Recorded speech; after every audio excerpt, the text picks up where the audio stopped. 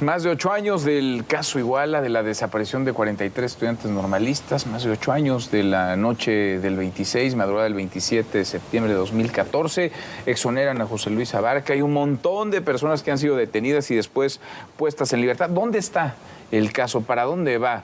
¿Sabemos realmente qué pasó? ¿Se derrumbó esa llamada verdad histórica? Lucy Bravo, Lucy, ¿cómo te va?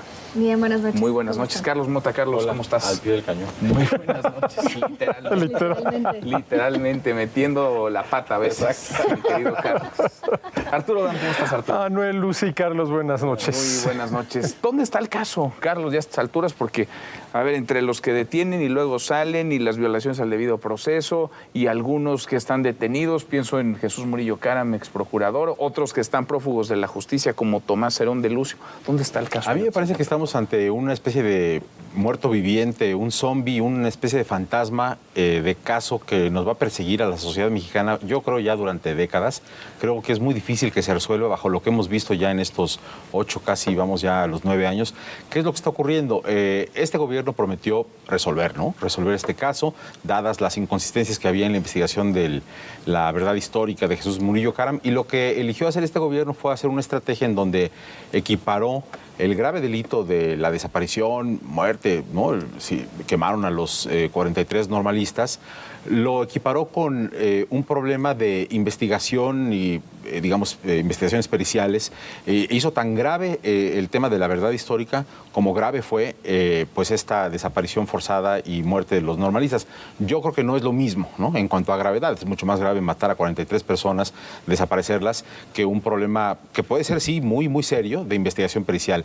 Y yo creo que ahí se entrampó la cosa, porque el año pasado, cuando este grupo, ¿no?, que hace ahora esta investigación de parte de Alejandro Encinas presenta los resultados de la investigación, creo que tuvo un halo de un espacio como de vamos a darle el beneficio de la duda a esta versión, se deshace la verdad histórica del gobierno anterior y se mete a la cárcel justamente a Murillo Caram, se agarra, también se atrapa a un general, en fin, a diferentes mandos de corporaciones policiales, en fin, pero creo que eso le duró muy poco al gobierno, le duró un par de meses, quizá 3 meses, y de nueva cuenta en la sociedad mexicana queda el sabor de boca de que no hay justicia respecto del caso, de que los 43 normalistas pues siguen desaparecidos, pero creo que nada más han identificado a 3 o 4 de ellos, una cosa de este tipo, y no hay realmente hay desasosiego todavía en la sociedad porque no se resolvió de fondo el problema y el gobierno pues sí quiso equiparar esas dos problemáticas como si fueran igualmente graves cuando no lo son. Y ahora ocurre, como tú bien dices al principio, bueno, pues que se están liberando personas, o ahora se exonera a Abarca, que se va a quedar en la cárcel, entiendo, sí, ¿no? Pero pues no suena nada bien que de pronto... Pero por otros casos, ¿no? El principal implicado, pues ya lo exoneraron de 2 delitos, ¿no? Pues sí. Entonces yo creo que vamos a tener un muerto viviente y un zombie de caso. Ahora, el gobierno del presidente López Obrador, digamos, el primer decreto cuando llega López Obrador a la presidencia es una comisión para la verdad del caso Ayotzinapa. Unos días, casi horas de haber tomado protesta, y ustedes recordarán, como quienes nos ven, la cantidad de reuniones que hubo con familiares, con representantes de los familiares de los estudiantes desaparecidos, y no termina de convencer la versión actual. Y, por supuesto, mucho menos a los padres de familia convence la versión que se manejó en el gobierno anterior, Lucy. Y con justa razón, porque efectivamente yo creo que el caso Ayotzinapa ilustra la dificultad, si no es que completa imposibilidad de hacer justicia en México, y sobre todo por un caso tan doloroso, como bien señalabas, Carlos, una herida abierta que, aún contando con todos los reflectores, con toda la presión social, mediática, política, no ha llegado pues prácticamente a ningún puerto. Nos quedamos ahora con esta, digamos, guerra en las narrativas. Pasamos de la verdad histórica a la verdad incómoda, pero la realidad es que lo único que nos ha quedado claro es, por un lado, un caso que se quedará siempre en la memoria por la, digamos, ineficiencia en este armado o en la forma en que se crean las carpetas de investigación, y que no son capaces efectivamente de comprobar los delitos de los que son imputados los señalados. Con esta reciente decisión, esta exoneración, bueno, pues queda más que evidente que esta fragmentación del proceso, porque también hay que decirlo, en estos momentos se está llevando a cabo el proceso en al menos 13 juzgados, en el igual número de estados, por 18 delitos diferentes. Entonces, cuando ya tienes a tantos involucrados, con tantas versiones distintas, y una vez más regresamos con la falla siempre neurálgica o central de nuestro sistema de justicia, que son las carpetas de investigación, evidentemente lo último que vas a obtener es la justicia. Y esto ha derivado en que al menos hemos visto 63 involucrados o imputados que salen libres, pero no porque sean inocentes necesariamente, por fallas en el sino debido por proceso. fallas en el debido proceso, y porque lo que resulta aún más increíble desde mi punto de vista, y sobre todo con esta última decisión, es que, pues de acuerdo a los tribunales, el Ministerio Público fue incapaz siquiera de comprobar la existencia del grupo Guerreros Unidos. Sí. Y es como estar al inicio, otra vez, después de 8 años y 8 meses. Y mira, Manuel, déjame ir un poquito más allá del caso Ayotzinapa, que es un caso muy sonado, es un caso muy grave, pero desafortunadamente no es el único caso ni remotamente en el cual el gobierno no puede realizar su tarea fundamental, que es la impartición de justicia. Y déjame ponerlo en estos términos. A ver, el gobierno se para frente a nosotros, los ciudadanos, y nos dice, a ver, te voy a obligar a que me entregues parte del producto de tu trabajo, que eso es cobrar impuestos, pero a cambio voy a impartir justicia. Te voy a obligar, lo dices muy bien. Sí, te voy a obligar, porque bueno, tal vez por eso se llamen impuestos, ¿no? Sí. Bueno, ahora bien, la justicia tiene dos momentos. Primero está lo que yo llamo la práctica de la justicia. A ver, la justicia es una virtud por la cual respetamos los derechos de los demás. No matamos, respetamos el derecho a la vida, no secuestramos, respetamos el derecho a la libertad, no robamos, respetamos el derecho a la propiedad. Si alguien no es justo y comete una injusticia y viola el derecho de alguien más, tiene que haber un tercero que imparta justicia. Y esa es la tarea fundamental, esencial, irrenunciable del gobierno. Ahora, el caso Ayotzinapa es un caso muy sonado, es un caso tremendo, pero desafortunadamente no es el único, Manuel. En México hay un grado de impunidad del 95%. Del 95%. ¿Y esto qué nos dice? Pues que el gobierno no es capaz de realizar su tarea esencial, que es la impartición de justicia, que tiene dos vertientes. Primero, castigar al delincuente, y luego obligarlo a resarcir a las víctimas, cuando sea posible resarcirlas. No siempre es posible, por ejemplo, en el caso del delito de un asesinato, pues cómo reparas ese delito. Y esto quiere decir pues que el gobierno es un gran fracasado, Manuel, y hay que decirlo así, es el gran fracasado de este país. Es su principal responsabilidad. Es su principal o quizás su única responsabilidad. A ver, si a mí, dar seguridad y hacer justicia. Mira, si a mí me lo dices, es su única responsabilidad. Sí. Todo lo demás, desde ser el educador de la gente hasta el petrolero de la nación, es secundario. Y este es un caso muy sonado, pero desafortunadamente es lo único. Ahora, que no se pueda llegar a nada porque hay errores en el debido proceso, pues que no hay profesionales, ¿sí?, que lleven a cabo el debido proceso como es debido. ¿Cuál fue la principal causa por la cual exoneraron a Barca? Que va a seguir 92 años en la cárcel porque además está acusado de otros secuestros y de otro asesinato. Sí, falta de pruebas.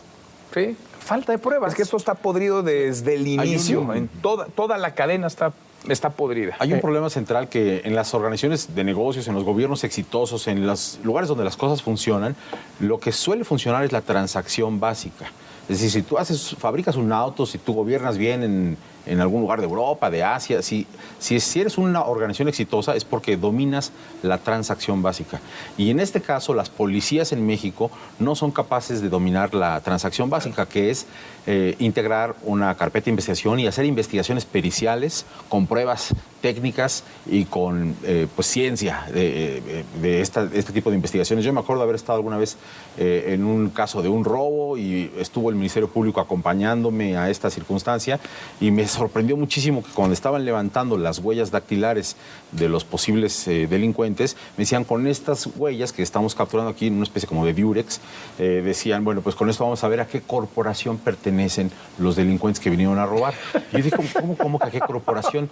Sí, pues porque seguramente pertenecen a alguna, ¿no? A una policía local, a alguna corporación policial. Y dice, pero ¿cómo es posible que el propio Ministerio Público esté pensando que es en alguna corporación donde los delincuentes están adscritos adscritos y además de estar adscritos se dedican a robar. El caso es que, bueno, si el gobierno mexicano no habla siquiera, si el presidente no lo hace, ¿no?, de cómo integrar policías eficientes, efectivas, científicamente, técnicamente, pues digamos, probadas y tal, pues jamás vamos a salir de esto. Por eso yo creo que vamos a vivir con esto décadas, posiblemente, ¿no? Hasta que no resolvamos integrar bien cuerpos policiales que puedan integrar y más grave aún, y rápidamente, es que incluso pruebas obtenidas por agencias de inteligencia extranjeras, porque también eso forma parte del entramado de lo que se ha convertido ya el caso Ayotzinapa, fueron desestimadas por los propios jueces, o también cosas me parecen incluso tan graves como el hecho de considerar el delito de desaparición forzada como un delito que puede prescribir. Entonces, pues ya no vale la pena ir por ese camino porque, pues bueno, ya es demasiado tarde, ¿no? Entonces, estos insentidos que una y otra vez, y sobre todo cuando se trata del sistema judicial en México, que incluso para nosotros, el ciudadano común o el ciudadano de a pie, nos parece pues un muro impenetrable, una instancia lejana de la gente, pues es completamente entendible el reclamo y sobre todo el dolor que están experimentando las familias de los 43 estudiantes que llevan 8 años y medio esperando, bueno, ya ni siquiera pues una recuperación, digamos, o la localización de sus seres queridos, sino justicia, o una explicación, una verdad, que alguien me diga lo que realmente ocurrió, pero ni eso. Y luego están los que se aprovechan de ese dolor. Bueno, los sí, que mira, lucran sí, con claro, ese porque dolor. mira, a ver, en este caso, cuando hay un político involucrado, como es el caso de Abarca, señalado como uno de los, vamos a decirlo así, responsables de todo lo que sucedió, pues el caso se politiza y entonces se enturbia todas las cosas. Pero mira, Manuel, si es malo que el gobierno no imparta justicia, es peor que el gobierno cometa injusticias. Porque, ver, aquí el principal señalado, aunque bueno, ya lo exoneraron de esto, pues es quien era alcalde de Iguala. Un político, un gobernante, ¿no? Sí. Entonces, bueno, ¿en manos de quiénes estamos? Porque, insisto, este es un caso muy sonado que se sabe, pero ¿cuántos casos como este no habrá a lo largo y ancho del país, a nivel de estados, de municipios, que no se saben, que son injusticia tras injusticia tras injusticia? Entonces, si es malo que el gobierno no imparta justicia, es peor que el gobierno cometa injusticias, y pésimo que si un gobernante cometió una injusticia por fallas en el proceso, en el debido proceso, o por falta de pruebas, porque no lograste integrar bien el caso, pues al final de cuentas ya ahorita lo exoneraron, aunque pues va a seguir 92 años en la cárcel. Hay otro riesgo que a mí me parece que hay que poner también sobre la mesa, y es esta avenida a la que está entrando la confrontación entre el Poder Ejecutivo y el Poder Judicial, ¿no? Porque el presidente ahora pues ha hecho en las mañaneras, ¿no?, estas menciones respecto de los retos que tiene el Poder Judicial, que seguramente tiene muchos retos, se tiene que reformar, no lo dudo, pero yo creo que a la sociedad no le sirve que pues este desencuentro, grave desencuentro, porque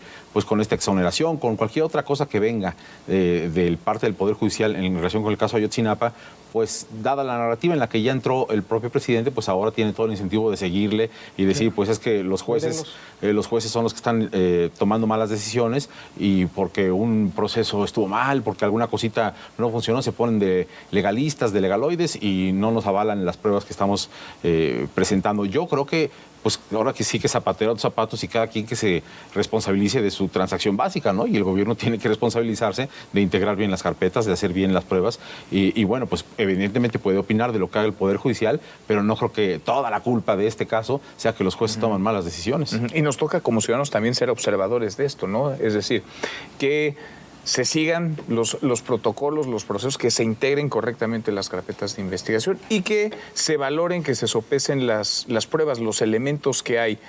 Por supuesto que debe haber derechos humanos y garantías individuales, pero vaya, ¿qué peso puede tener la palabra de un criminal, confeso algunos de ellos, cuando se señala, cuando se acusa que el proceso se desvió, que el proceso tomó una ruta distinta? En un caso que tendría que haberse aplicado, digamos, como ejemplo, que tendría que ser uno en donde con la ley en la mano se impartiera justicia, porque ha estado en todos lados y porque tiene demasiado tiempo y ha pasado tanto, precisamente, que ahora se antoja muy difícil conocer con verdad realmente qué sucedió. Y que aquella corre noche. el riesgo incluso de convertirse en el mismo lastre que fue para la administración pasada, ¿no? Y sobre todo, como tú bien señalabas al inicio, después de que se prometió que en esta ocasión pues se haría justicia, se dotaron, bueno, muchísimos recursos, no todo el apoyo del Estado detrás, y que aún así no podamos pues obtener justicia, nos dice mucho de lo que ocurre en el Y mira, país. yo estoy de acuerdo con Carlos. A mí me parece que el 26 de septiembre del 2024 vamos a estar aquí en esta mesa diciendo hoy se cumplen 10 años de ¿y qué ha pasado? ¿Dónde están los responsables? ¿Dónde están los responsables? Nada, unos entran, otros salen.